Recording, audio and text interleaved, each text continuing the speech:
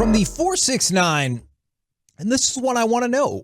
Is this setting the bar too high and maybe even way too high? All right, tell me. Tim Hudson and Barry Zito, because when you combo in Mark Mulder, you had like the dominant trio. Yeah, they left that out of Moneyball, didn't they? Yes, I know. It was we did it all except we had 3 Cy Young candidates. Yeah. That were all in their mid-20s. We charged for the Coke machine. And we had the MVP, Miguel Tejada. So don't put that in the movie, please. So is that setting the bar too high, or is realistically that's what the Rangers need to happen here? Because that's what I'm curious about is, look, I also agree that in my mind, Jack Leiter can win a Cy Young and Kumar Rocker can be right behind him. And but is that setting the bar unrealistically high?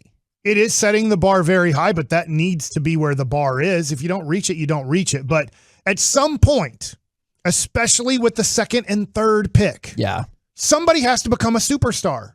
Somebody has to become not just a good player. You can't win with good players. Sorry, it doesn't work that way. Just look at right now the New York Yankees. Look at the Houston Astros who've dominated our division. Right now, Jose Altuve, Kyle Tucker. I know Alex Bregman isn't this year, but has been. Yordan Alvarez is an MVP candidate. Framber Valdez is an all-star. Justin Verlander is an all-star. I know they didn't develop Justin Verlander, but you just start looking and going, oh my God, you have to have 5 or 6 all-stars to really win a division and be a World Series contender? Yes, you do. To start going back to the 2010 and 2011 Texas Rangers. Yes, guess what happened? You have 6 all-stars. You develop guys. You trade for them early in their minor league career or right before they're about to make the major leagues, like a Michael Young, and that's how you develop a true contender. So if you want to say, I need Jack Leiter and I need Kumar Rocker to be Hudson Zito, Glavin Smoltz, you probably do. Where you drafted them, the expectation is they need to be guys that in their prime are all-stars and possibly Cy Young candidates. And I was looking back through this, and this is the run of drafts that I'm choosing to believe that we're hopefully hitting in the last 2 years. Is you look at the top 5 starting back in 2012. Well, who came out of that? Carlos Correa. What about the year before that? Garrett Cole and Trevor Bauer. Like, clearly I know Trevor Bauer, that's a whole different situation. But in terms of like just talent, that was there. The year before that, Bryce Harper. The year before that, Steven Strasburg. The year before that, Buster Posey. The year before that, David Price. The year before that, Clayton Kershaw. Like the year before that, Justin Upton, Ryan Braun. Like, you see what I'm saying is like you have seen a string of top 5 picks hit it really, really big. And so that's why I was curious about the timeline as well, because we talked about Jack Leiter 2023. Now we're revisiting the question if that is even realistic anymore. And does that same timeline apply for this pick? Or are you like, well, the pick was a year later, so maybe you're looking at him as a 2024 appearance?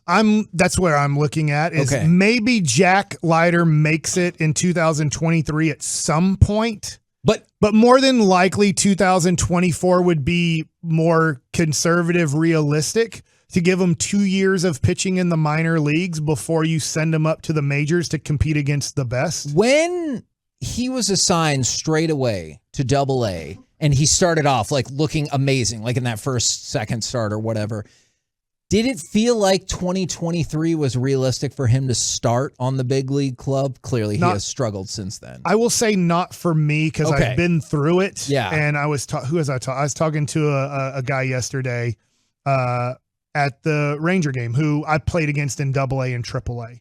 And we were talking about Brandon Duckworth. You ever heard of him?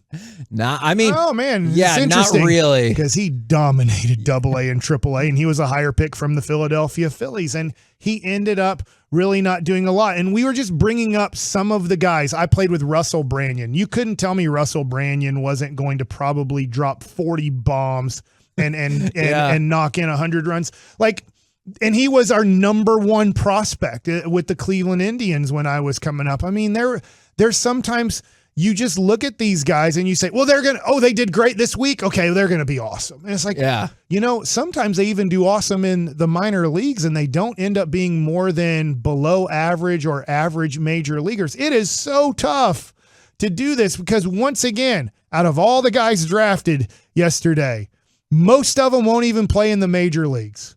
Now, is that amazing? We had 2 rounds yesterday, and I would say out of the 66 guys taken, 34 of them won't play in the major leagues. And I might be a little bit high on that because it's the first 2 rounds. But I bet you this really easily, 20 guys won't make the major leagues. And that's your first 2 rounds. That's just the way baseball go, because when you look at this, when I look at the first pick, Jackson Holliday, and the second pick, Drew Jones, you probably won't see those guys until 2025 and more likely 2026.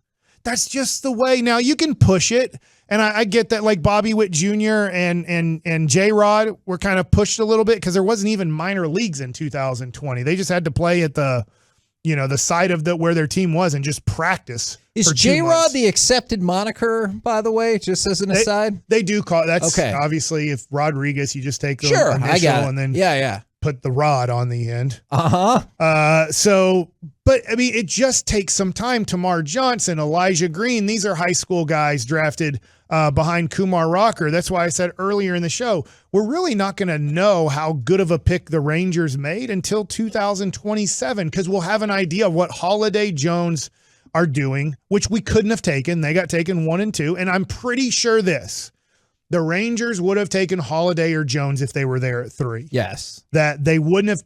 Kumar Rocker was not a done deal at 3 no matter what. The 2 guys drafted in front of the Rangers, I think, were like an oh crap moment for the Rangers. Not that they didn't know that was happening. They had a good idea that those are the top 2 guys by the Orioles and Diamondbacks and by the Pirates and the Nationals and the Marlins all. And they had a feeling, could one of them fall because of draft day deals?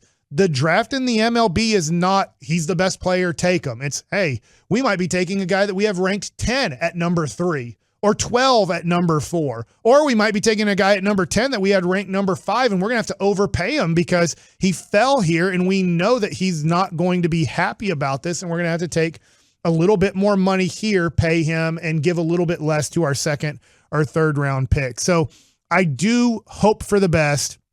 I do think that Jack Leiter at some point in 2023, and when I mean by some point, after the All-Star break next year, has a chance to pitch in the major leagues.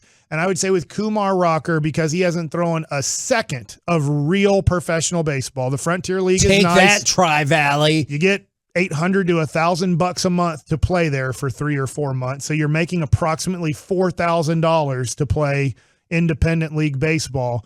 Is that Kumar Rocker will probably more than likely be kind of after All-Star break of 2024 or early on in 2025. Hopefully they beat those. Hopefully they become much better earlier and quicker, and you get a lot of production on their first 6 years in the major leagues. But at some point, we do need to have Jacob deGrom. One of these guys needs to become like a premium. Is he the best pitcher in baseball guy? Then I need you to go ahead and make a guarantee for me right here, because if you can't make this guarantee, I might just cry.